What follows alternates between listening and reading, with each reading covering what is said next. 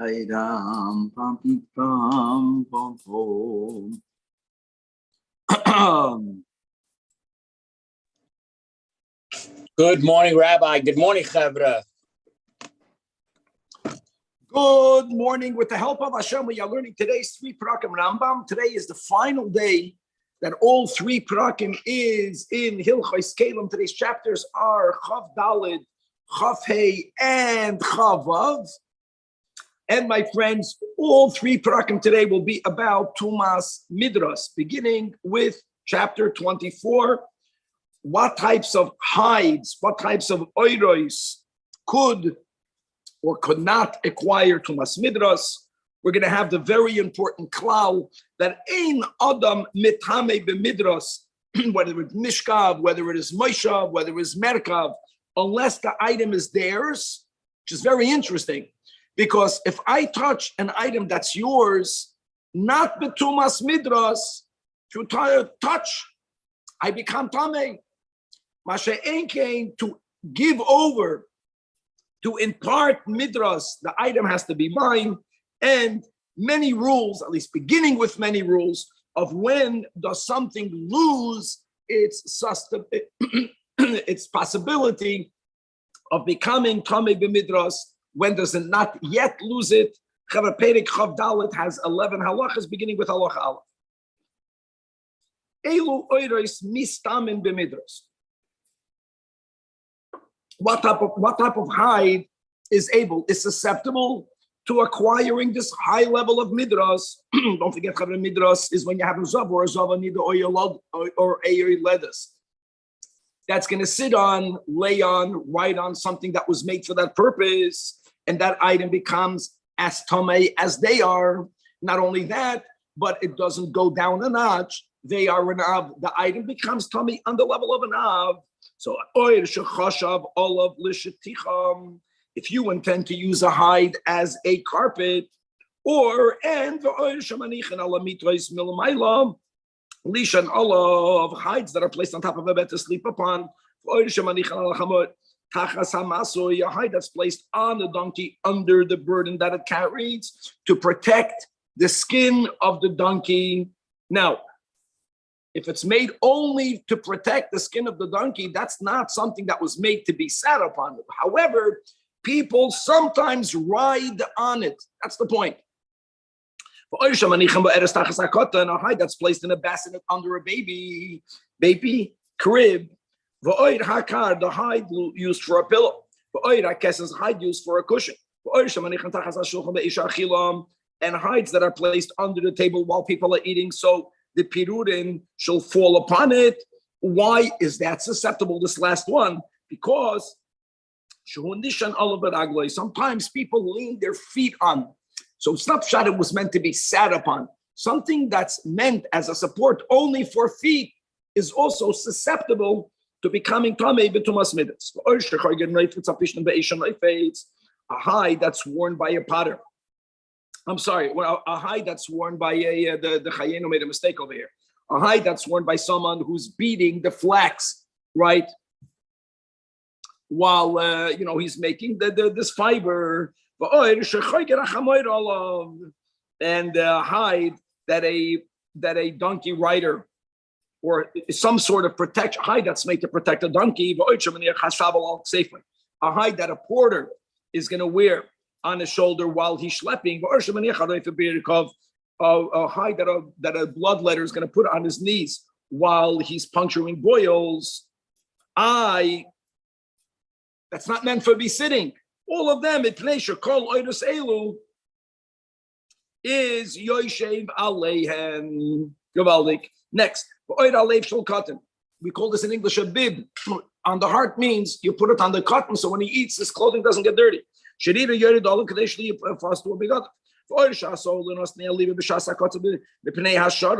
the harvest, it's interesting. Sometimes because of the heat, you would think because of the heat, we are less clothing. Sometimes when the sun is beating on you, you need something to protect you from the direct beating of the sun. A hide that's wrapped around the garment, a hide that's sewed into a chest where clothing are placed. All of these, since that sometimes Mishapchim aleim v'nishonim aleim. They are turned upside down, and they are also used as support. So they are still susceptible to acquiring tumas midras. Point that we have from halacha aleph is that for a hide, oil, leather, for it to acquire or for it to be susceptible to tumas midras, it doesn't mean that it needed to be made as its primary function to be laid upon, sat upon, leaned upon, even if that's not its primary purpose. That's the word here. Elama, since people also lean on it, so it's susceptible to tumas midras. Halacha beis. Something that could acquire tumas midras. Einon mistamen achiya bahem kishir chamisha tvachim.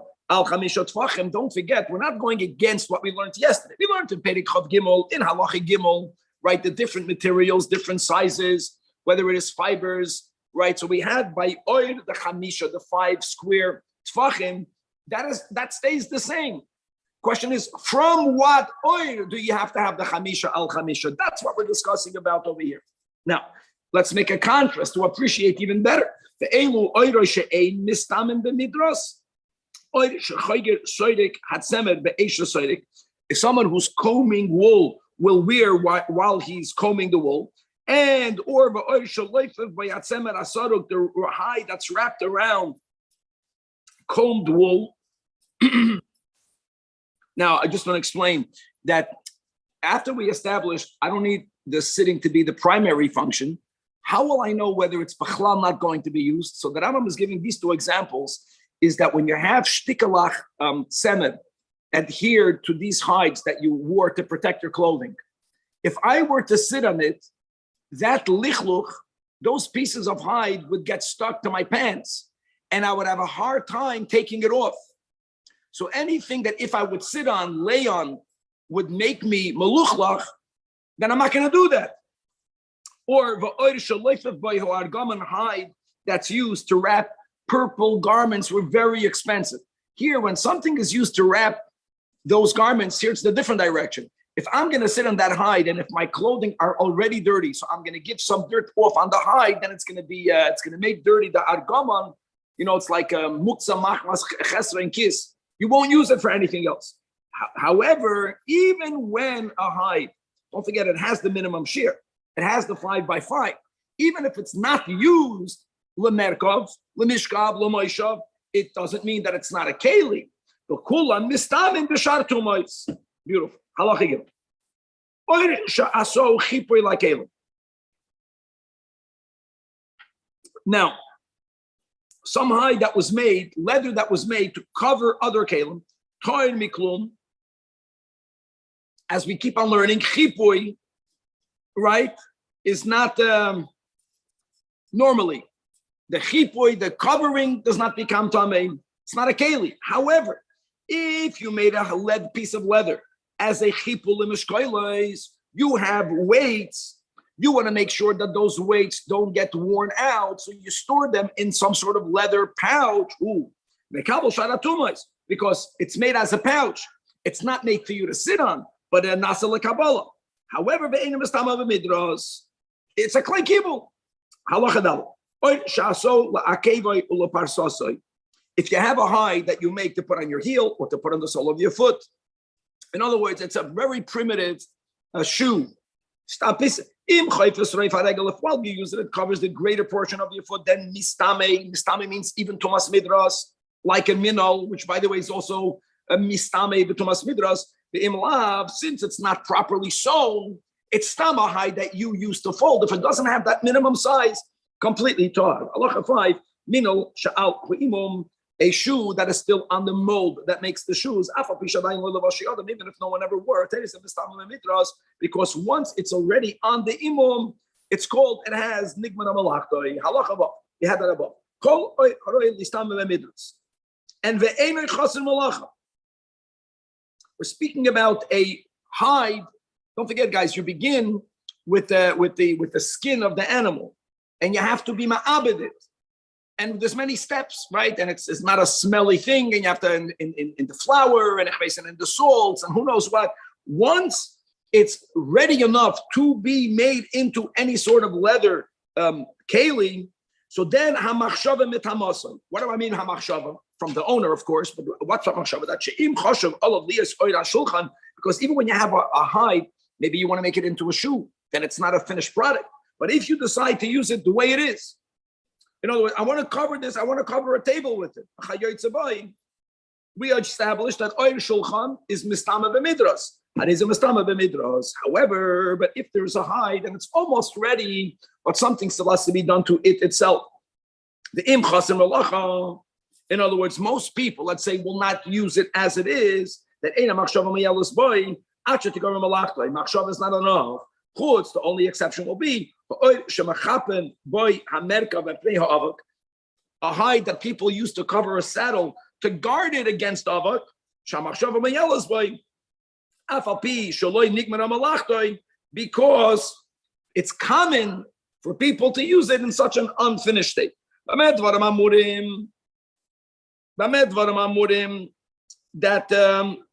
your machshava is enough to make it tamei, since the hide is properly worked already, it's finished, you already, it's no longer the all of the steps needed to turn it into leather were done. But if you are the ones that own it, but if you are a professional, your job is to be ma'abed other people's zaydos, or it's yours, but you're going to sell them.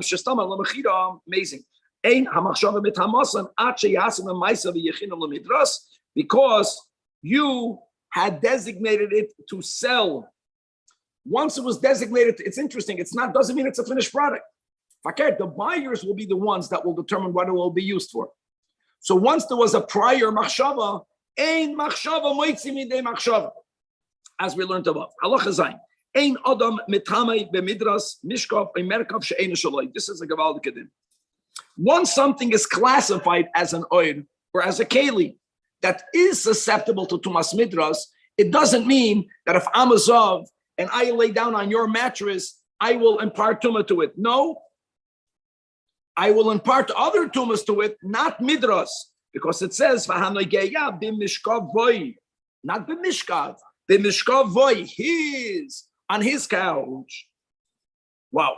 Now that we established that rule, now we're going to have a little bit already of a tam of the next sefer of Hilchas Kinyan, right? You have a ganef, you have a gazlan, obviously terrible sins, but I want to know, after someone steals something, who does that item itself belong to?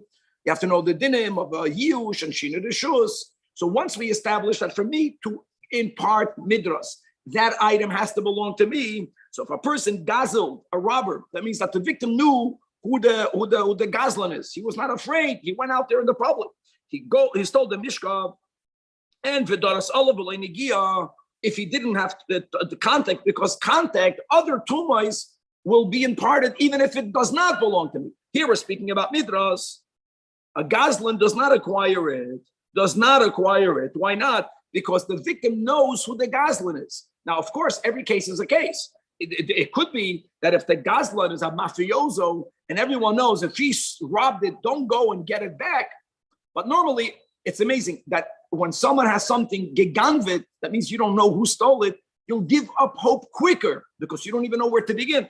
Gazlan, by default, are because it doesn't belong to the gazlan. However, if we know the im nisyo ashu haba alam, the owners gave up hope, and therefore halachically now with yush, with shina deshus, it belongs to the gazlan. Now it's his. So now tamei ganav, not gazlan, ganav mishkav the yashav olav.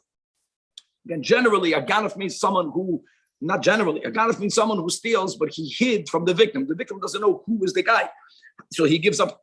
He has yush quicker than hadei tamei. Because that's the definition of geneva versus gezela. She'enan yoidem mi genavai. Now the im noida shadayin loinis yuasha ba'alim. If you know, so then tahar. Lafika ganav shganav oil. And again, by default, chazaka ganav acquires because of yush ba'alim. V'chishav alav l'shchivam. Oh, so then machshava mayelas loy because it's his.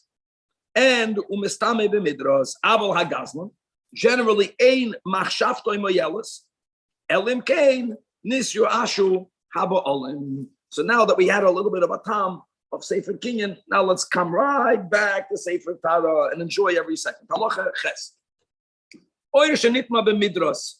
It already acquired Tumas Midras. The say that we had throughout this entire series of Kalim is first, how does it acquire? And then, if it already acquired, how much of it has to be destroyed, taken apart, for it to lose it? That's what we're up to right now. And the owner begins tearing straps from it. So then, in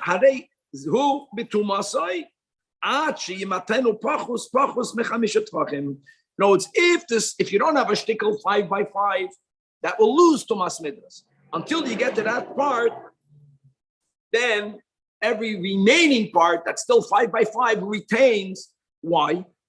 By some kalim, once you break it, it's broken. That's not the way leather is used. It's common that people use leather for straps. It's a very functional kalim. Not only lahavdil for kedusha, our straps of tefillin, belts. So therefore, just because he made it into a strap, it didn't diminish its functionality of it still being a keli. Halacha 9. Kol kliyot shenitma b'midras hazav, and now b'shinohu l'kli acher, you completely changed it. Now before, interestingly, in ches, it's not called a real change. In other words, when you go from a hide to a strap, I would argue not only did you not change it, you upgraded it. You further defined it, because an oyer is like a stem cell. It's just a piece of hide. The fact that many pieces of hide stam are already keli enough to be mekabel tuma is amazing. But when you made it into a strap, you went from something that can be used for anything, and you just defined its usage. In halacha test, the use was already defined. Now your mom is changing something that was made for a specific function, and now it's going to be used for a different function. If she know from a pashut lepashut, pashut means anything that doesn't have a base kibble. Right, we call that flatware. If it was flat and used as flat and going to be used for something different but still flat, then even though it's a different usage, still it retains its tumam.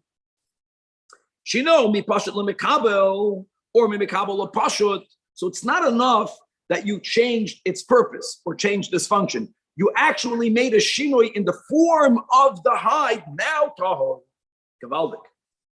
Now. Ubabeged, in contrast to hide, to leather, to oil, anything that is made out of fibers, and you had a shirt, and you're going to change the shirt to another type of beged. There, we don't say that if it went from a pashut lemekabel a pashut toy, it always remains tamei. Amazing. Now, ketzad means lamashal. Example: you have a chemes. I just want to say a chemes, just to know, is a relatively large keli. We have to get used to these names.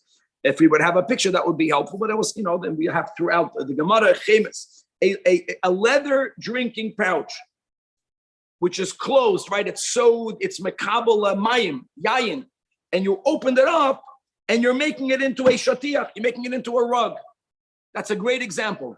Function to another function, from a base kibble to a pasha. Or it was a shatiach, and it already was tamei b'midras, and now you are sewing it into a chemes. So the din is tahar; it loses tumas midras.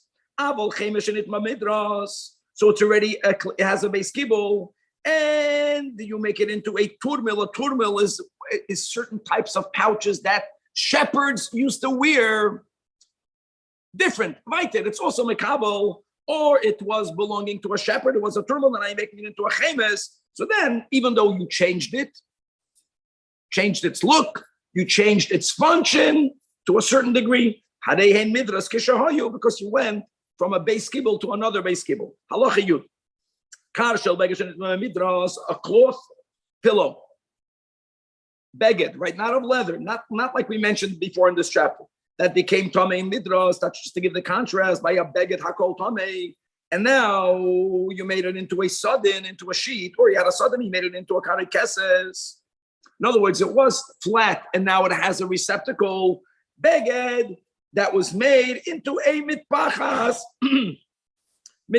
that was made into a cushion. In all of these cases, even though you changed it from a base kibble to a pashut, because that's the rule. It's amazing. Beged merges into the other. Beged. Leather, nishtazoi. only if more of it remains similar. Halacha Yud Aleph, final halacha of the Spedic, says the Rambam. Kelim she'ikar asiyosan lekabala ulamishkav ke'echad. So again, we began in this chapter with the chiddush that something is susceptible to midras, even if that's not its primary function. Now let's read about a keli that its primary function is dual, and one, right, is lekabala and also lemishkav. For example, he's saying you have kadim and kisasois and sakin, vahamartzufim. All of these things, just the way it worked, is that people would, you have this carrying bag. People would use it to carry. People would use it at night as a pillow. And now, nifchasu means literally, it got diminished. It means it got damaged, which is amazing. And what did we learn in the previous parts of the Chaskelim? Even when it got damaged to the point that it loses its base kibble, and anything, remember, right? Whatever the shear is. So what did we learn? That a normal keli that has a base kibble, has a receptacle, if the receptacle is damaged, it no longer can be a receptacle, it loses its tumah. So the Rambam writes something amazing. Yes, it can lose, it can become purified from the acquired tumas mace, because now it's a damaged keli, but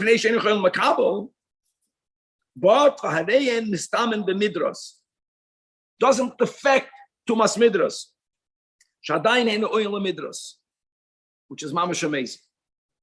However, avol kelim sheikaras yosan lekabala bolvad, like the chemis and the turmil, im hayigadoilim, in order for them also to be good enough as a secondary function to be used to sit on. Hoyel be yoshven olim pnei godlon. Then hadeihem nistamem midras kozman shein shalemim. In contrast, if a keli was not made lechatchila for two functions, a keli that was made to be makabel, like this type of chemis, for example, a drinking pouch, people also use it as a pillow. Fine. Here, the din will be is that enachanami, like we learned in this chapter, it can acquire tumas midras, even though the midras part is only secondary. Fine. But that's only when the primary function is still there. But now, if such a type of chemus was nifchas, if it got damaged, which means it no longer can function as a drinking pouch because the liquids will seep out. Even though you can still use it to sit on, wow. Why? Because sin, it was mainly made lekabbalah. Now, means you cannot use it for that which it was made for. So now, not only do we follow the rules that we learned in the previous chapters, okay, so it loses, it cannot be makabel tumas meis. If it already was tamei on any level, it loses that tuma. More than that, oh, don't forget, guys, what were the words that we used the whole time? Batal mitraydas keli. Okay, if batal mitraydas keli, if it's not a keli, how can it acquire tumas midras? So here you have to know what it was made for in the beginning. Now, it doesn't change another thing, that if I have something that's not a keli at all, and machshava will be my elis l'chayr. The Rambam is speaking about without machshava. Just this big foundational point. I mean, that's a very good way to summarize the whole chapter. Aleph, tumas midras doesn't mean it was made primarily for midras, as long as it is a secondary function. On the other hand, we do differentiate between a keli that was made lechatchila for both versus a keli that was made primarily lekabbalah, but it also can be used for midras. Now,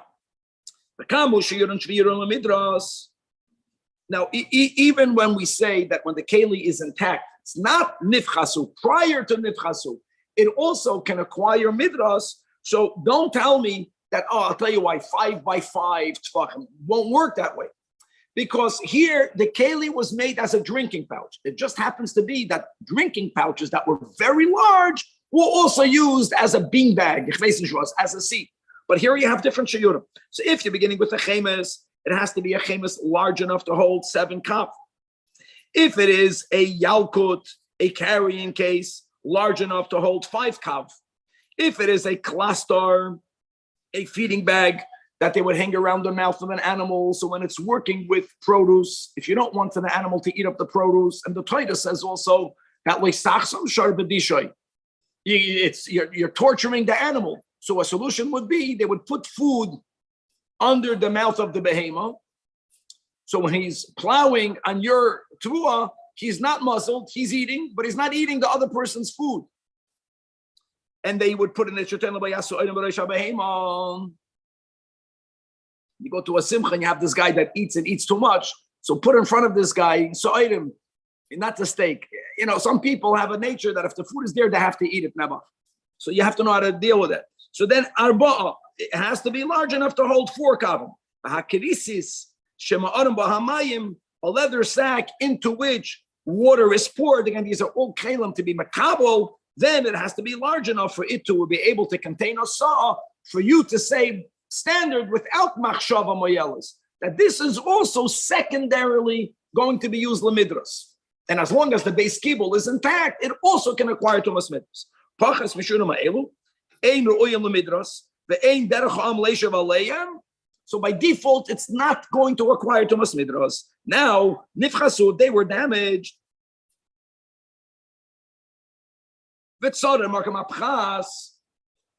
So when they were damaged, what did we learn, guys? Not only are they no longer a keli, they're no longer tummy, let's say, but tumas meis, they're not going to acquire tumas midras. Yeah, what happens if you fix it? You bound it up.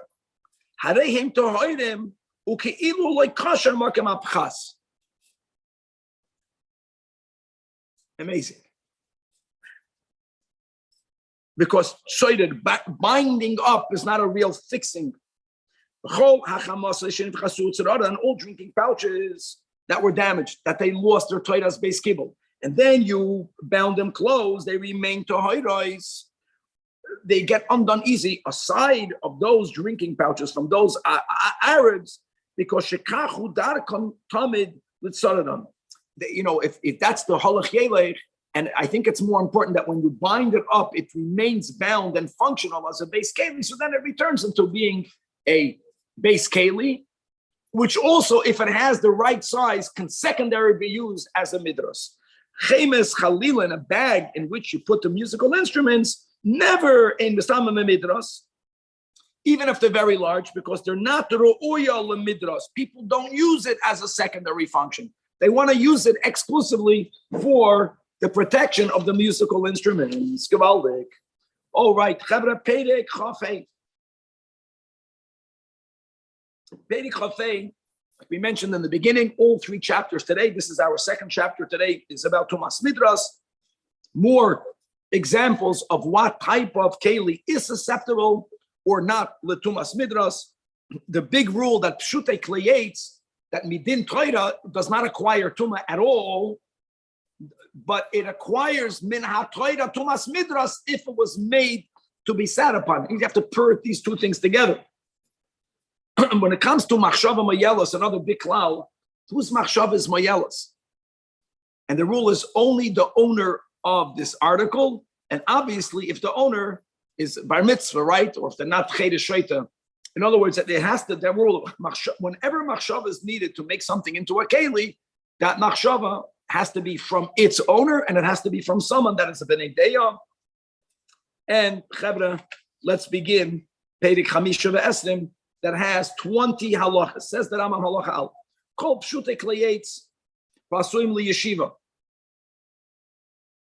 So guys, don't jump. So what did we learn? Remember, we learned first of all, midaraisa, it's wood. Yeah, that it's not makabel tumah. Then we learned that it's tamei midarabanan. Then we had a chapter, if you remember, shloisha midos by pshute kleyates. And what did we learn? That anything that's made both to be tashmish adam and tashmish kalim, midivrei soifrim acquires tumah. But Danny, what tumah does a chair acquire midivrei soifrim? Contact tumah. If I'm tummy b'tumas meis, if I'm an av and I touch it, it becomes a rishon midrabanan. But if a zav or a zava or a nida or a yeleda sits on it, it becomes tummy doiraisa. Gavaldik.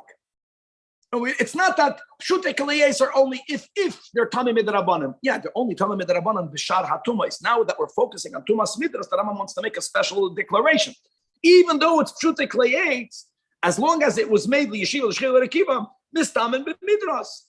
like a bed or a chair. Midoiraisa. Halacha beis hamitam. Hamita means the mita that you put by a levaya, a beer. You're going to use it to carry a corpse. Bahakad and a pillow, bakeses and a cushion for a mace. The kisei shel kala, chair of a bride. Umashbir shel chaya, the birthing chair of a woman in childbirth. The kisei shel koives, chair of a launderer. Shekoides all of us akelim, upon which, and really koives akelim, the Rambam teaches in Perish Mishnayos, it means actually a certain type of press that a launderer uses to straighten out garments for kisei cotton she'ein leglaim, in a very low chair of a child. And normally, whenever we speak about, Danny, either beds or chairs, we'll see the general rule is that it has to have a goiva tefach. Even though, you can argue why. I can just lay down on the ground. Well, a mita or a kisei means it has to lift you above the ground. But all of these articles, they're not made for a living being, or they're made for extraordinary purposes. Like, even though Kevin thought he put a good picture of the kala, he didn't, because I think the chair of the kala is like what do they do? The Moroccans, they call it by the henna, right? What do? They end up carrying that chair. So I don't care if the chair doesn't have legs that lifted a tefach. It's not a tefach off the ground. It's not going to be used on the ground anyways. They're putting it on someone's shoulders. So the word is, Kol elu mistamen b'midras. It doesn't follow the rule of a height of a tefach. Midoiraisa, to the tumas midras. Halacha gimel. Kisei shel barzel, she'oisa bebeis hakisei, and the ha'oid noisun olav. Well, okay, let's go. We don't need to have, a toilet seat, and so it's made out of metal. Alama, they would put on it hide. It should be, you shouldn't have said metal. Harei mistamen midras, because it's made to be a chair. And also, ubeshar tumais.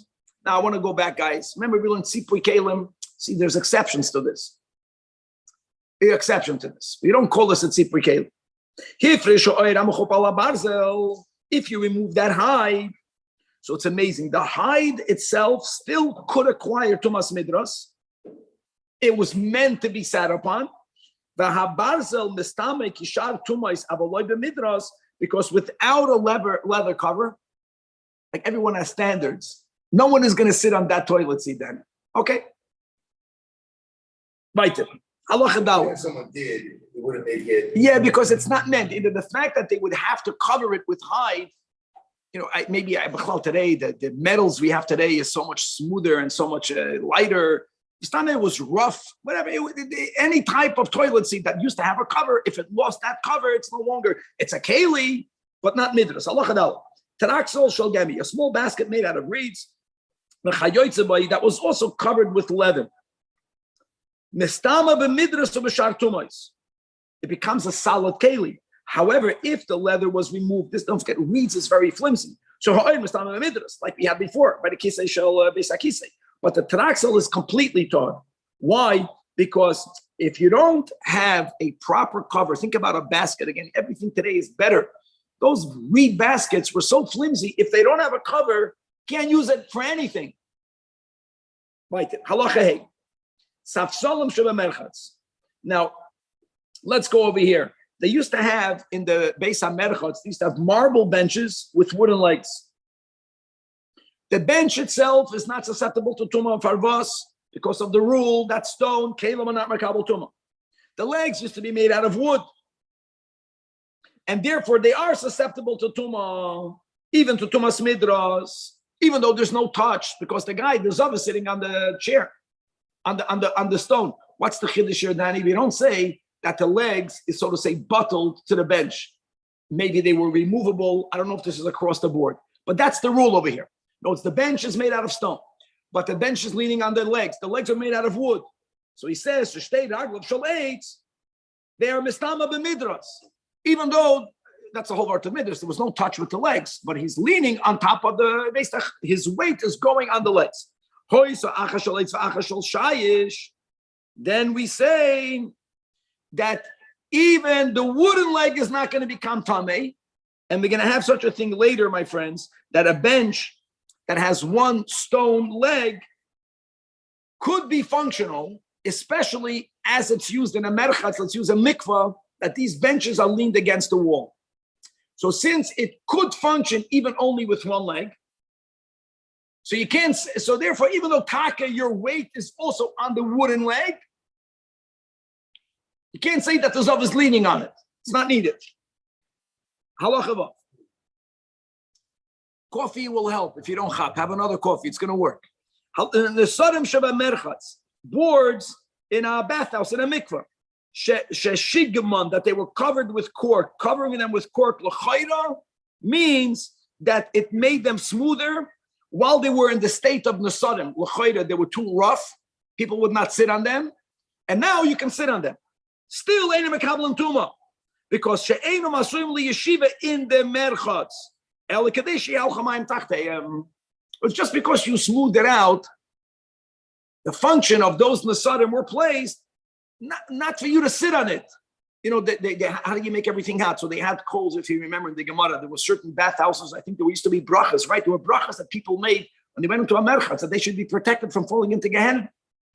Because under where you walk, they would have the coals and they would have fire and they would have hot water. So there were certain areas where the Nesadim on the ground was just for you not to step into the water, not for you to sit on.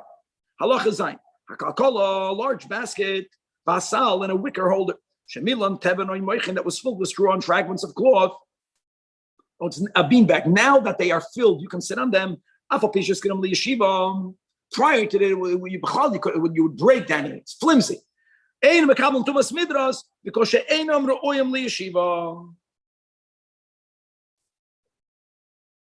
And he adds in the bottom of the footnote, if you would have sewed it closed, if whatever the fillings would have been stuck in there, then you would argue, come on, that's a proper pillow. Since it's a basket, the basket's top is open, Danny, or not sewn closed.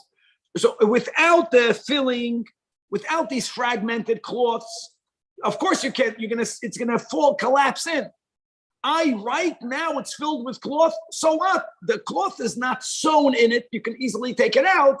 It's not yet called a keli that's made liyeshiva. Even if you're sitting on it. Even if you're sitting on it, I don't care. Yeah, the im said gone bigemi, but if you laced it with reeds, the moment you sewed it, even the sewing is not that professional, not amazing. Once that's already called none. Now you made yourself a proper beanbag. Now mistamen b'midras halacha ches. Koiras beis habad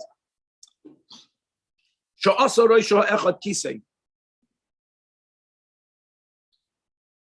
Nah, Kevin, whoever's looking at the picture, I have no idea. I get it, the beis habad shvachamais over here. Kevin, hello. All right, I could not have even have done this. I acknowledge that. But Pashat, you have a beam, right? The beam that's used to crush the olives. So it's a thick beam. So they would fashion into it a seat. So my question is like this. As a beam, it's a keli, it's a clay eights. We learned about that. But is it now a chair? So how did we begin this chapter? Gavaldik, that even though pshute klayetz, let's go, midoiraisa is never going to become tamei if it's made lemidras. Is it called a keli that was made lemidras? Because you fashioned the seat to the edge. Einoi mistama b'midras. And that's the rule. The rule is that, yeah, it has now a dual function. Because even things with a dual function, if one is so dominant over the other, that let's say, if someone is using it then as a seat, and it was fashioned, they carved out a place for you to sit down. And let's say Reuven is sitting on it. Shimon wants to use it to press olives. Shimon will always win. Shimon will always win. I don't think it's that. Shimon will tell him, whenever someone who wants to use it for one purpose will always get the right of way, the first usage, even interrupting the others, it's not even called secondary. But if you affix the chair, there's a big difference, Danny, between carving a chair into wood, into a beam, still called a beam. I have a chair, and then I affix my chair into the beam. You get it? My chair was a chair. Chair's makabel tumas midras, we said. So the question is, does my chair lose its status of a chair just because it's affixed in the beam? It does not. It does not. The Torah of a chair that it already has is not lost only because it was nailed into a beam.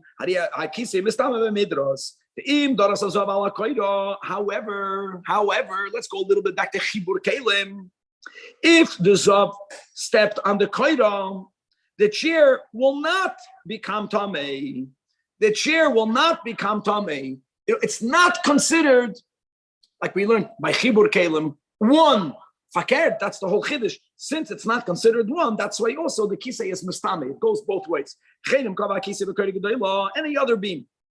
Oh, here. If you, now, not by the olive press beam that for which you always say amoid v'nasa melachtenu, a very large beam that taka you carved into the one of the edges of the large beam, a chair.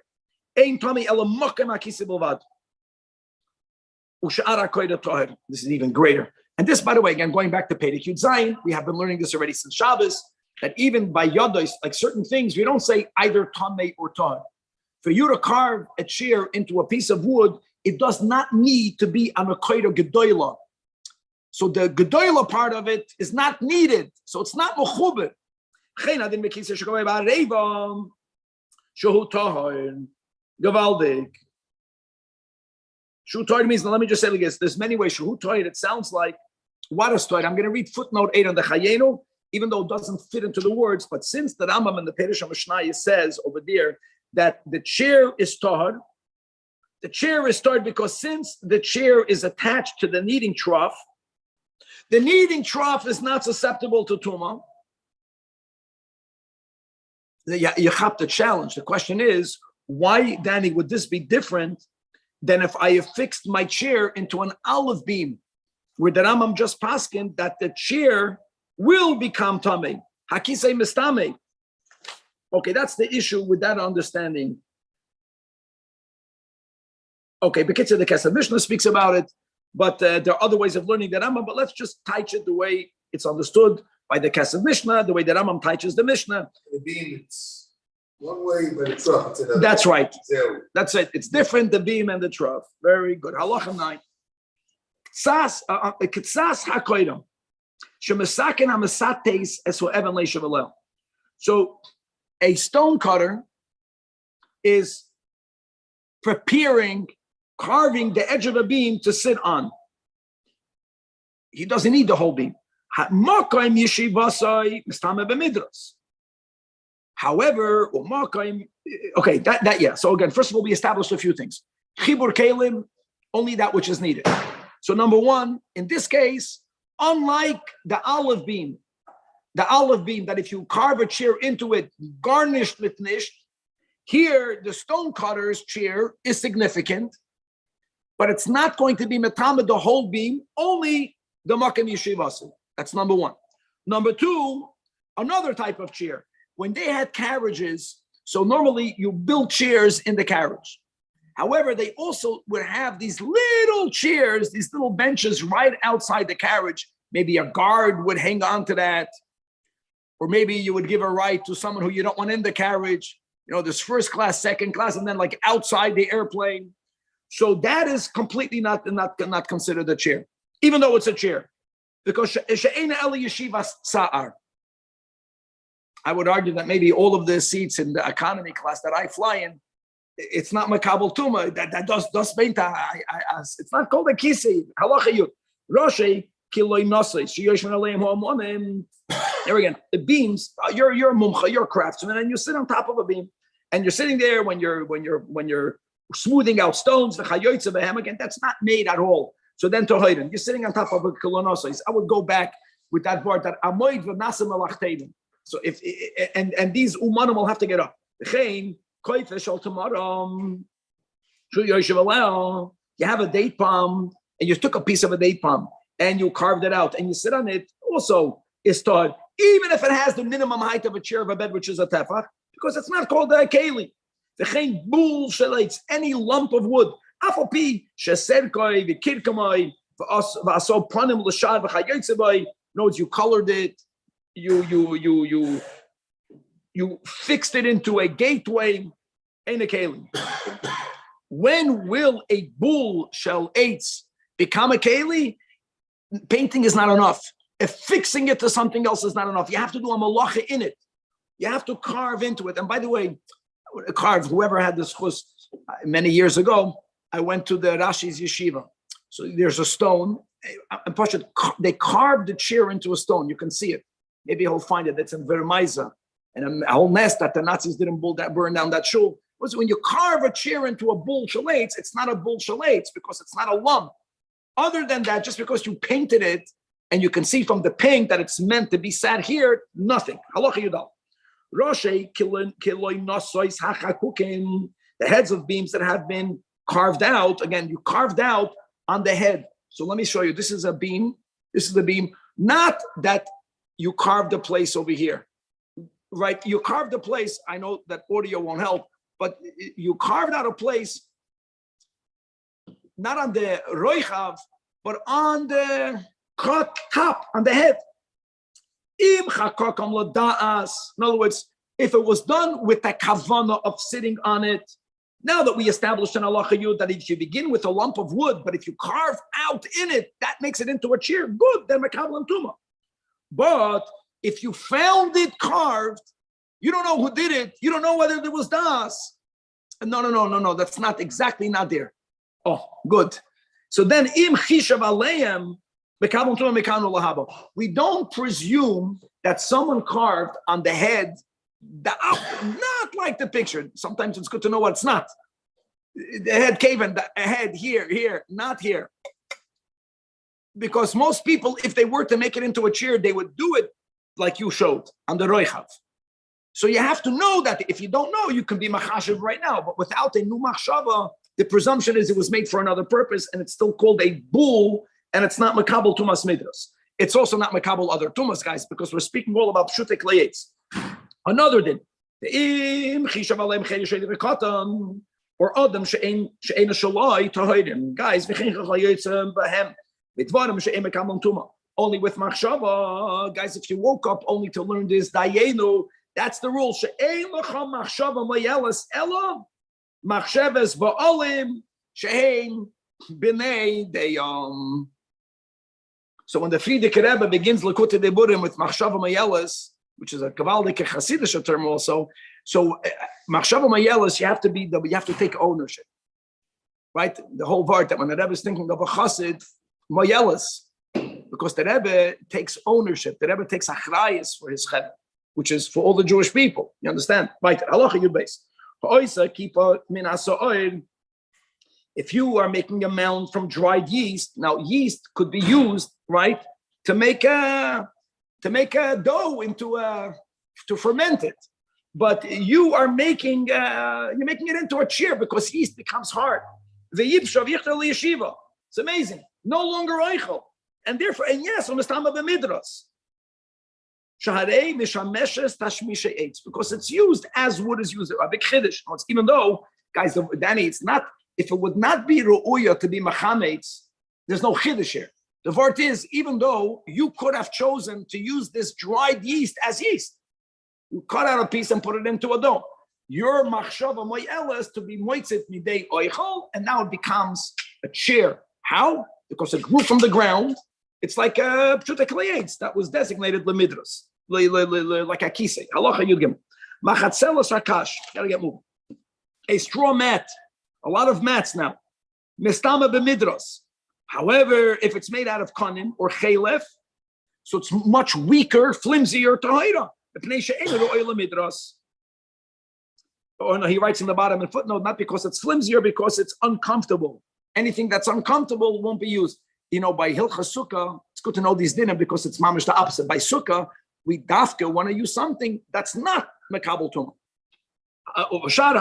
So all other types of mats, the purpose for which you made it will determine. The reason why for sukkahs they sell you mats with the hechshed and you pay 18 times high or 2 times high the price that you pay in Home Depot is because that's what they're claiming. They're claiming this was made in China. People in China love dafka that big. Maybe they made it as a hammock. Oh. You know, and if that would be the case, then you can't use it for schach. Asal l'sichoch, if it was made l'sichoch tahira, if it's made stam, so gedoyla stama l'sichoch, tana stama l'shchivam. Halacha yudal machatzeles sha'asol kanam la'arka. You have reeds that were attached to a mat for reinforcement. Lo oirech, tamei midras, because it won't make it uncomfortable enough. That's the word that we learned before. Okay? In the beginning of Yud Gimel, guys, we learned that if the mat is made out of kanim, it's not comfortable to lay on. Very good that we read footnote 10. So the same thing will be over here. Here, when you put it lo'oirech, it doesn't disturb it. You understand that? If you put it lo'oirech, think about it, guys. If you have a bed, and if you have a kana over here, your mamash cannot lay on it because you're going to be laying over it. If you put it over here, you can go to the side of it. Ki is like an X, even though there's a machlokes about it. Still, then tohaira, because it's like putting it l'roichev. If I put then you get it. I put a kana not l'oirech. I put one like this and one like this. Whoever's going to lay on it will have to have her back on the protruding kana. And the word is, the moment it's uncomfortable to lay upon, it's not made l'shchiva. Also l'kan l'rachva. Which is what you need minimally, then tohaira, because you're gonna go over it. Now, we're talking about nechle kol rachba means the reed, my friends. Because you can lay inside of it.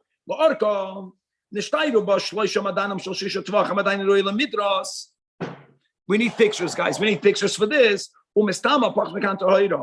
You can read footnote 13 for more details. The point all will be that if you have a mat, Rabbi Chen, and the mat has reinforcements, which you need, but sometimes, ironically, the reinforcements make it uncomfortable to lay on. You have a knot; it's going to go into your back.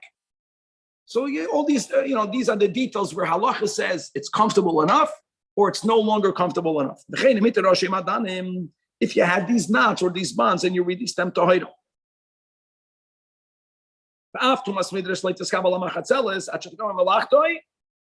And another big rule, and v'tiskanev, you have to trim the edges.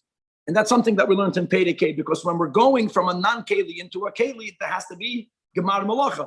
So the way they made the mats then was the gemar malacha was the trimming of the edges, as we learned by the baskets and many other kelim that came from reeds or other materials that grow from the ground. Halacha tes, well, Mustama picture, very, very nice. Very nice. Teva, huh? Don't be sorry. I'm trying. Sorry. No, I know. It's impossible. We need to get Rabbi Evan Yisrael's. I'm talking about the knots and the distance between them. It's not difficult. You have to put it. The logic is easy. It's very simple. As long as the reinforcement halachically still allows you somehow to be comfortable l'shchiva, it didn't lose Torah shchiva mistame b'midas. Halacha as well. Teva shepischa milmayla makes a big difference. If you have a chest, now if the opening is on top, even though again you can sit on the chest when it's closed, but the main thing is it should be a storage chest, which means that if I have something in it and you're laying on it, I'll get there right away. I'm going to tell you, excuse me, Rabbi, get off my chest. I need to get in there. So therefore,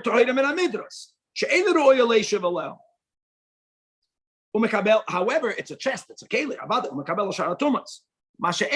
If the opening to the chest is from its side, not only is it a keli, but also to me'eb midras.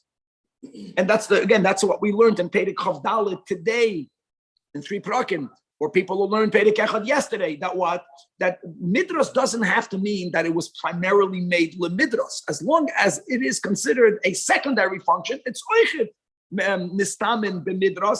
As long as we can tell you amoid v'nasem alachtenu halachet zayin agola shel katan, a carriage of a child, nistamin b'midras. Why? No one can sit on it, so what? People can lean on it. A child leans on it. And that's the rule in halacha, that when you lean on something to the point that if I'm going to take away that item, you, the leaner, will fall on the ground. It's like you're sitting on it. Halacha Yud Zayin. Makel shel zakenim. Toir miklum. She'ena ela l'sayeya. A walking stick. Someone here in Los Angeles needs always a walking stick. Told me a good word that every day by your Volotzion, you say, Avram Yitzchak Yisrael Aviseinu. Hey, Volotzion, why not Avram Yitzchak and Yaakov? So he says that the Sefer Tevis from Avraham, Yitzchak, and Yisrael is Makir. So he tells me he walks Nebuch with a walking stick. He says, not Nebuch. He says, I'm always walking with the others. Very nice. How great is that? But it's only Nisayeya. That's the first Basa Lagani. Now, but the Rebbe is going to be Nisayeya. But don't think you can lean on them. Whatever. Because you're leaning on it, doesn't matter. That's not called midras. That's the idea. Depends. A standard that you lean on is called midras. A walking stick is not. Some of these games, they have like a seat that you can. Oh, that's for sure. I would say more l'chayda. Today they have these walking. What do they call them? They have wheels. Walkers. I think walkers is worse. That's the whole word. By a walker, why is the person not using a cane? Because the cane is not sturdy enough. No, there's being misayeya, and then there's leaning. Something that's made for leaning is mistame midras. A walking stick. I think that's correct. I think today they would add a walker is makabel, tumas midras, and not a walking stick. Okay, let's go back. Halacha yud ches. Sandal shel sayodim. A sandal used by lime workers, which is a sandal made out of wood. Can't shoot the clay. It was mamish pshute. It was just like a board. Mistame b'midras, because hasayed pa'amim metal by achamegela basin. If this is important, if he would only wear it while he's working in the lime, I have seen that it would not be enough, because it's made not to ruin the lime. It's not made for him. It's made for that. I saw someone coating a swimming pool. So while they're coating it with the lime, the last phase, they're wearing these little funny shoes, which have such little nails underneath it that it doesn't ruin the lime. And they don't put the footprint in it. That's mamish what we're talking about. I know exactly what this is. He has an interesting picture. I think that the feet on the picture that Kevin is showing was much smaller. You understand? Because the lime, what's the problem? You make an imprint, you're going to ruin the smoothness of it. It's protecting the line. But if people walk home with it, then some secondary. Okay, right. Halacha yotes. Kav shel kiteyam. Nebach, a prosthetic leg. Sheyesh by beis kibul kesisin. That, some of them were flat, and some of them, the better ones, a person has a stump. So that one part of the leg went on the ground. The other part had an indentation. We learned about this together in the Gemara, where the stump, not all of them had it. In a case where there was a beis kibul, mistama b'shar tumois mipnei beis kibul, and also mistama b'midrash sharei nishan olav. And the final halacha chaf, the able to may mishum merkov marda'a shel chamoir, a saddle blanket of a donkey. You have to appreciate this, guys. Remember, a beged behema, it's not makabel tuma b'chlal. In other words, you have to appreciate that these articles, even though they were also, let's say, there to warm up the donkey, no, they were made for you to sit upon. Midras. V'tapeiton shalsus, just like you have when it comes to harvesting, that Chazal gave different words for every type of tree, right? Here also by behemoths, there's a reason. It's a different name. It all means a saddle. The kar hagamel, oichet a saddle. These are, if you're using a camel, it's called a cushion. By a sus, it's called a tapeson. V'ukav shel naka.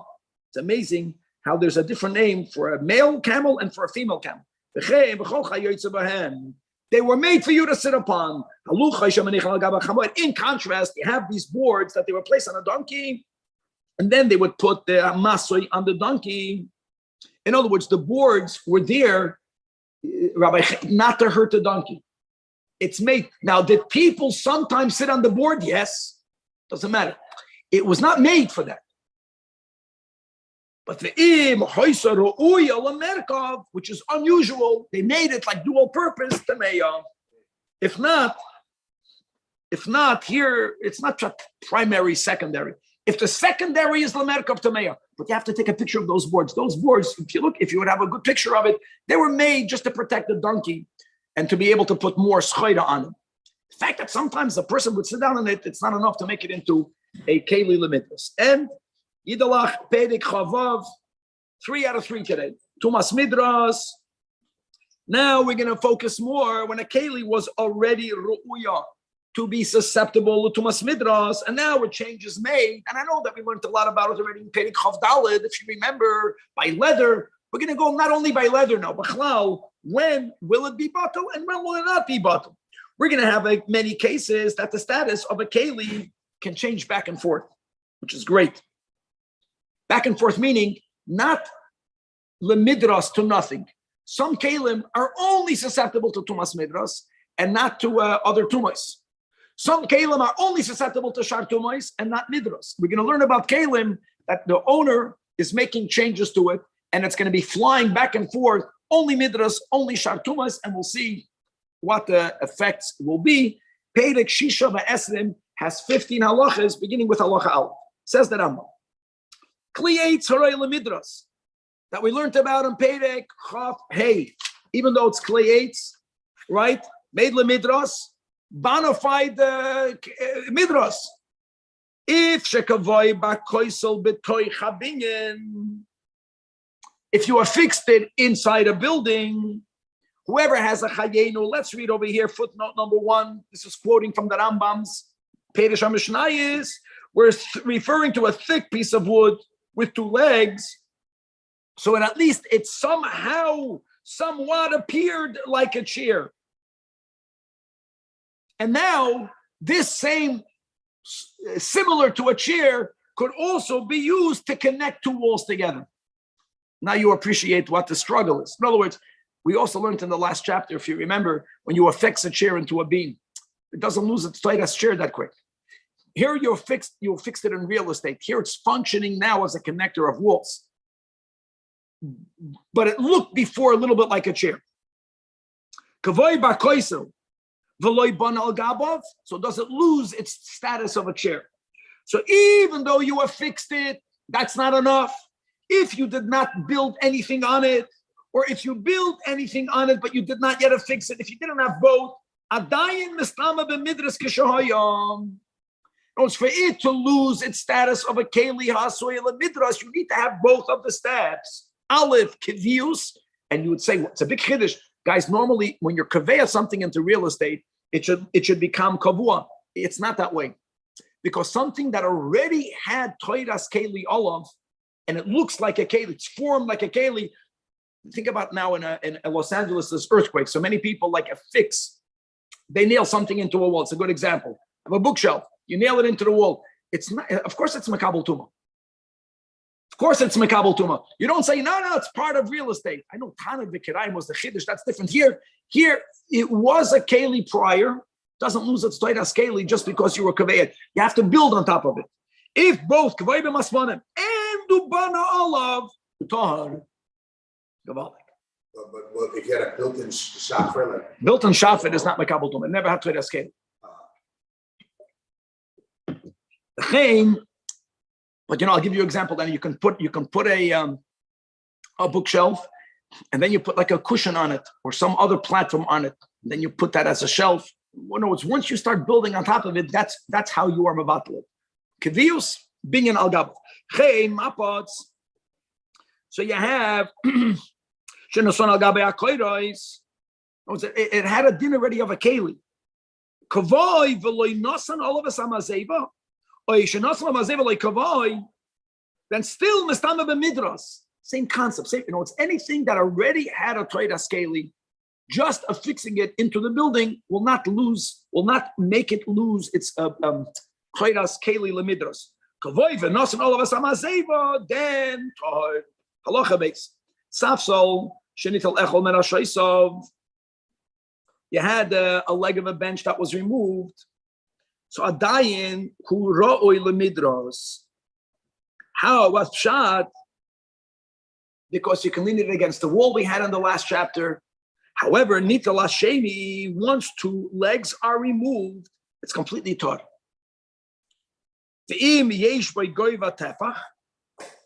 Even if it's inclined, this is important. We mentioned this last chapter. Now we're going to learn more about the goyva tefach. Whether it's a chair, a bench, a bed, it only has a din of the above if it's at least a tefach off the ground. So here we're speaking about a bench. You had 4 legs. You remove 2. So on one hand, you say, you remove two, aim trade out. Well, no. If the legs that remain were a tefach high, even though it's inclined, that's important. So it's like a recliner. So, you're leaning back and, it's still called a chair. It had trade askeli, it retains it. The Stamba b'midrash, that's Gavalik. Or you can say, he writes in the footnote here, you can sit on it. I would say you can even lay on it. Not upside down, the other way. Halacha, like a business class ticket, hostel, before the flatbeds. Halacha gimel. Kisei shel kalon. Shenitlu chipuy v'chevra, I suffered it a little bit in a good way, a bisli yegia. So, no, take that away. That's completed. Here, Rabbi Steinsaltz will be great. So here's what we're talking about. This is what I wrote down over here. The word chipuy does not mean chipuy. Chipuy refers, just to know, there were legs, however little they were. The chipuy means the flat part upon which the kala sat. That's what it means. You have a chair of the kala that the whole sitting part of the seat was removed. Tahar. I know that that's not what he writes in the bottom. Okay, but let's go with that. Tahar. Or let's go. You remove the ornamental coating. That's what he teaches. Once you remove the ornamental coating, even though you can sit on that which is underneath it, it loses its trade askeli. If you remember, I think it was in the last chapter and 2 chapters ago with that metal toilet seat. There also we said that the metal itself is not makabel tumah. Okay, stop. Now that's very good. Okay, Atkan. Now we're learning a whole different thing. You see, you will understand Gimel as long as you accept that even though the Rambam was the one that was Mesader Halachas Ketanois, and he's using the same words, he's referring to something completely different. Let me tell you to what the Rambam is referring to, at least to my understanding. You have a frame, right? You have 4 chairs, guys. You have a frame of a seat, and there are 3 boards that are used for you to sit upon. 3 boards. That's the chipuy that the Rambam is speaking about now. The im lo yehoyu. Now, do those boards, are they within the frame? Are they aligned to the frame? Or sometimes those boards, whether north-south, whether east-west, they would go beyond the frame. Lamay nafkamina, can you turn that chair on the side? If the boards would go beyond it, you can't turn it on the side because it would not be sitting straight on the ground. If the boards that are there don't protrude from the frame and you remove them, or I'll tell you better, you remove some of them, so you can't sit on it in the ideal position, but you can still flip the chair to the side.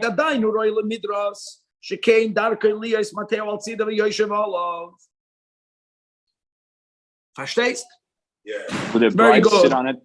Would a bride sit on it if he doesn't have the ornamental No. coating? Yeah, okay, Kevin, I'm explaining the second part of Halacha Gimel, not Kisei Shel Kala. If you guys have a better understanding, I'm open. But that's the way it worked for me. That only the Kisei Shel Kala, Chipuyav in the beginning of Halacha Gimel means one thing. It means the coating on the chair, the fancy cushion. And the imloi is a whole different thing. It's not referring dafka to a Kisei Shel Kala at all. Now, Kisei Shenitl Chipuyav, I'm continuing with the same. So, Vadayin Royal Yeshiva, I'll give you an example. There were 3 boards. You have a frame, and then you sit on, it's not 1 plank of wood, it's 3. If some of it was removed, but what remained is good enough for you to sit on, so then Misname. Nitnu Shnayim Mechipuyav, there were 3. So if 2 were removed, Zeh Bisad Zeh, then you don't have enough to sit on. Then Tahar. Halacha, hey, moving on. Shida, Shenita Elyon Shalat, you have a closet, and the upper portion of the closet was removed, still to Meya. Why?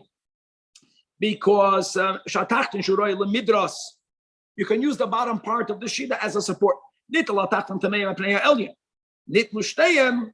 So all you have is like a box that has no top and no bottom. You just have 4 walls. 4 walls no longer is shaykh to be makabel to masmidas. It's tohid. Halacha above. Teva, just to know, guys, I understand a teva is not as strong as a shida. A shida l'choida is bigger. It's a closet, and a teva is a chest. So I guess if one of the side walls were removed, Still, mistama b'midras u'sharatumais, because it's still ru'oya afli yeshiva, and everyone still sits on it. But if the top board was removed, unlike the shida that we said on halacha hey, that the tachton is royal and midras, not so by the table. Tohoidem in midras, shere'en royal yeshiva. In other words, it's not used at all for support. If you remove the seat, the top part, no one will sit on it. However, still, it's a box without a top. It's a clay kibble. So, however, in the other direction, if the bottom part was removed, then you can argue, hold on, you can sit on the top. No. Because since she iker ma'aseh l'kabbalah, ukfar batalo iker. So going back to what we began today in Chavdalad, it's worse than just a normal secondary. Once we had other examples there, once it loses the iker function, it doesn't even be makabel tumas midras. However, all of that is concerning the chest proper. If there were drawers in the chest, they are viewed as separate standalone kelim. Now, mistamois as a clay kibble, right? The eina chiber law, because they were meant to be taken in and taken out. If you have a basket, speaking about what mashpeles means, something that's hanging. So you have a basket that they would hang from an animal, and when the animal was walking up and down the field, the basket would contain a manure, and there was a hole. The baskets are farlechet, not holy as kodesh, but filled with holes, and that would dispense the fertilizer on the field. And shenit chasom, but to what point? You can't even hold rimayim. So afal pishur oil and midras here also miklum, because sheikah myself like kabbalah, and it started out, it was a dispenser of fertilizer, and now that the ikir is bottle, so batla hatfeilon. Again, whoever remembers good paid chavdalad, you'll appreciate this even more. Halacha zayin areva shel eitz, a mitzing trough that is used. It's made out of wood. Builders are mixing building materials or gipses. At all. I'll tell you why. No one would sit on it. You know why no one would sit on it? We also learned this today in the beginning. Because anything that's very dirty, we had this in Peirik Chavdallah, those aprons, certain aprons that people that would make tzemed, cold tzemed. Who would sit on it? You're going to get soiled. Kneading troughs that are used to knead dough. Here goes shiurim. If it's large enough to hold from 2 lugin to 9 kavim, guys, a kav is 6 lugin. Okay, so from 2 lug to 9 times 6, right? 54 lugin. If shenizdika, it is now cracked. How large is the crack? The new share we had. Maitzi mashka, machnas mashka. Listen to this share.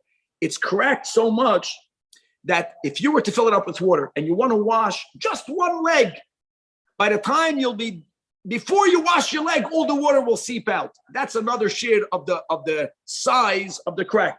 Even raglei achas, because of the stock, the mayim is running out so quick.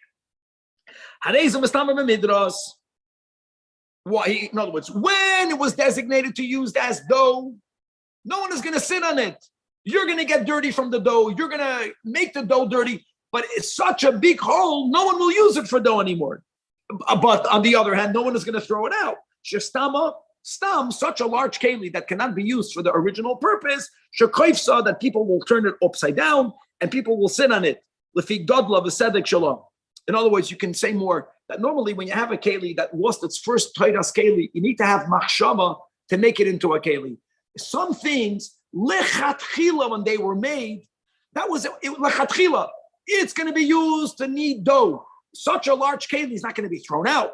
If it's going to be ruined, that you cannot use it anymore for dough, lechatchila, you already had a plan B. Then I'm going to use it for a chair. So the plan B kicks in automatically. Now, if the crack in the kneading dough could be rectified simply by bringing it to Miami, right? Some places where there's a lot of humidity or a lot of rain, so wood becomes swollen. So nispecha, and through that the nistam hasedek. Now it's back to the function of it being a kneading trough. Because now and utchilas ma'aseh. Now it's amazing. What's amazing? It's amazing that it's either only going to be included in midras or only beis kibul, because this is a type of Kabbalah that if when you're using it to knead dough, no one sits on it. So yeah, you go back and forth. Umekabel shar tumais. And then you schlepped it back to you to a normal place like a lake. So it's a machai, it's dry weather. So now it lost the moisture. So now the cracks opened up. The niftach hasedek chazar lekabel tumas midras utohira mishara tumais. Tohira is even if it already acquired tumas meis, now it's a broken keli, even though it's mistamen b'midras. So this is a good example of something that's going to be going back and forth. Halacha ches. A large kneading trough. She yoser al tisha kavan. So we learned in halacha zayin from 2 loig until 9 kavan. It has to do with shiurim. Again, now here it's not about there's a crack that you can't wash one leg up. Sanaya shir. The normal shir that we know about. And you now purposefully machshava moyelis designated to sitting. You know why? You have to do a maisa begufa achayaxia because she ain't hamachshava alone moyelis ba'areva gedoyla shenifchasa achayase ba maisa. Now asa ebus labehema. If you made it into a kneading trough for feeding an animal, guys, ali de maisa. Danny, it has to be that. It has to be al de maisa. Afa pishkavela kaisu. Tamei b'chalatumais.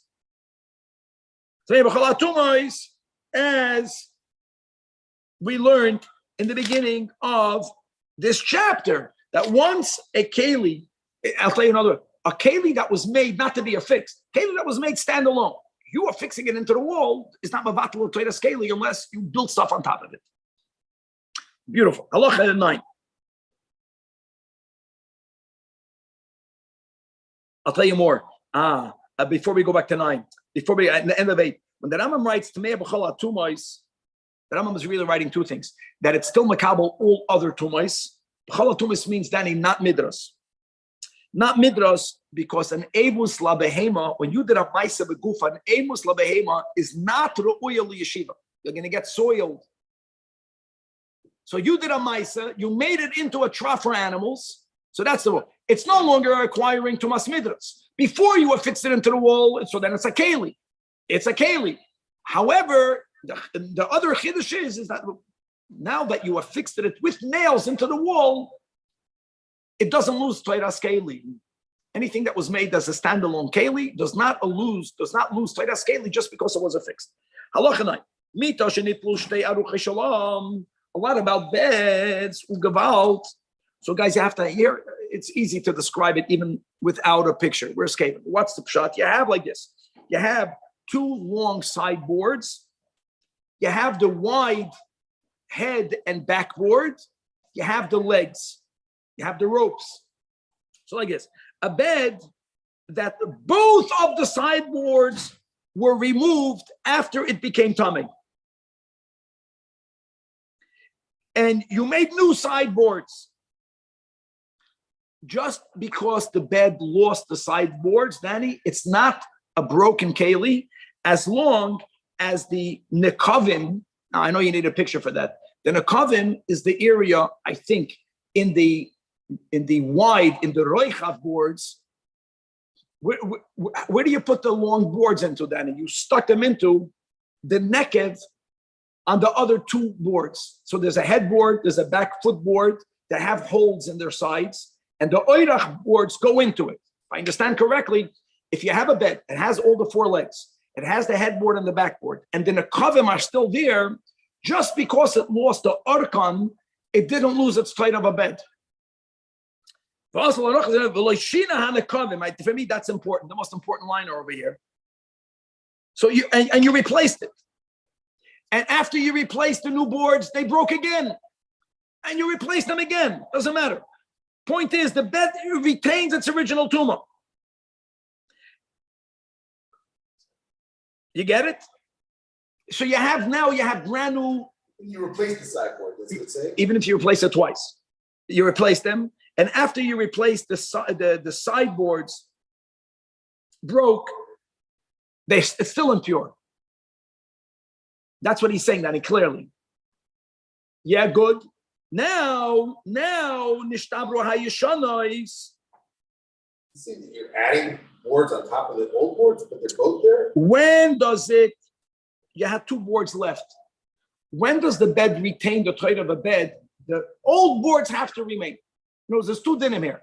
The sideboards being removed, if the nekavim are still there, it's still a bed. Well, I see that. And now you can, I don't care how many times the sideboards are replaced, the bed is still called a bed, and the Tumah Yishan is there. The moment now the other old boards are broken, so now the whole thing was replaced already. Now it loses its Tumah. Halacha 10. Mita shoyis Tumah Midras, a bed that already has Tumas Midras, and now the Nitla Ktsara. Ktsara is the short boards, guys. The short boards, I'm saying the Roichav. The Roichav is the headboard and the footboard. And not only, now, no, it's and halacha 9, Danny, was the aruchas. Here it's the other boards. The little boards were removed, but together now the legs of the beds, a bed has 4 legs. The legs come off the headboard and the footboard. Today, I think it's also that way.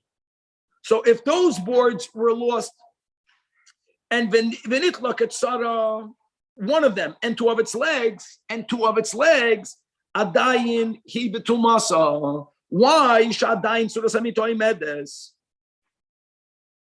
But if the arucha was lost, the sideboard, and 2 legs, that's when the bed already lost. It's called a broken keli.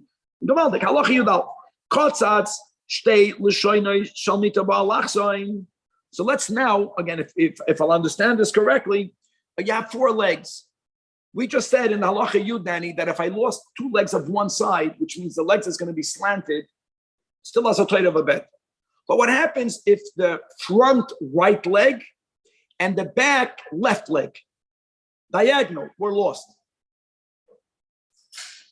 Even though you can also tilt it, but there's a big difference. If my bed is tilted like this, Danny, it didn't lose the trait of a bed, or like that. But if it's tilting like this to the side, whoever sees the picture, you got it? That tilt is not acceptable. That's nicht good. Again,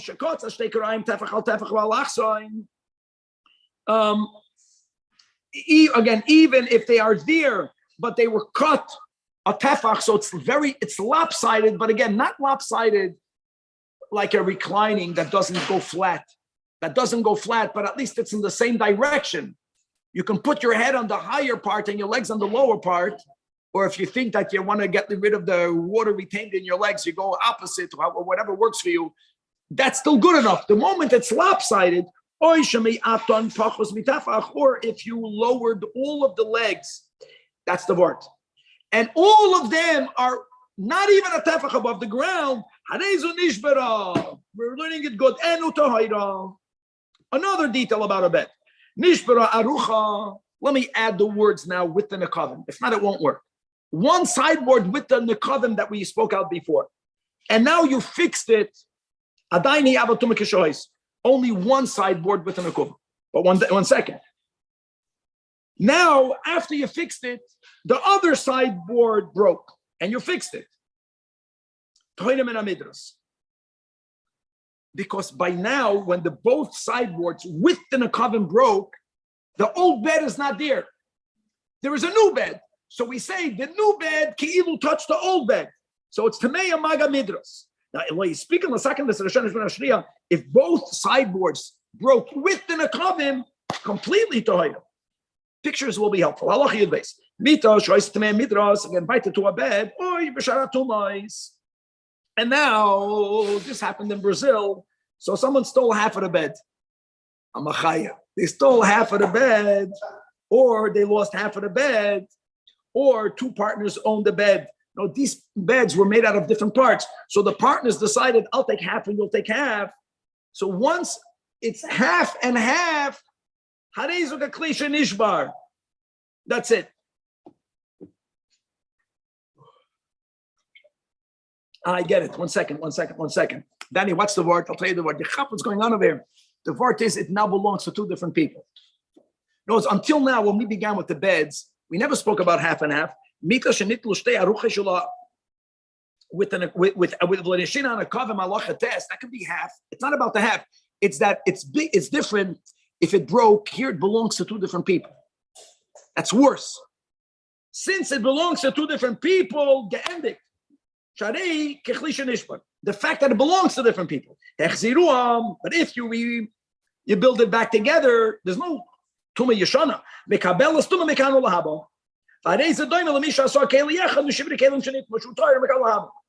Beautiful word.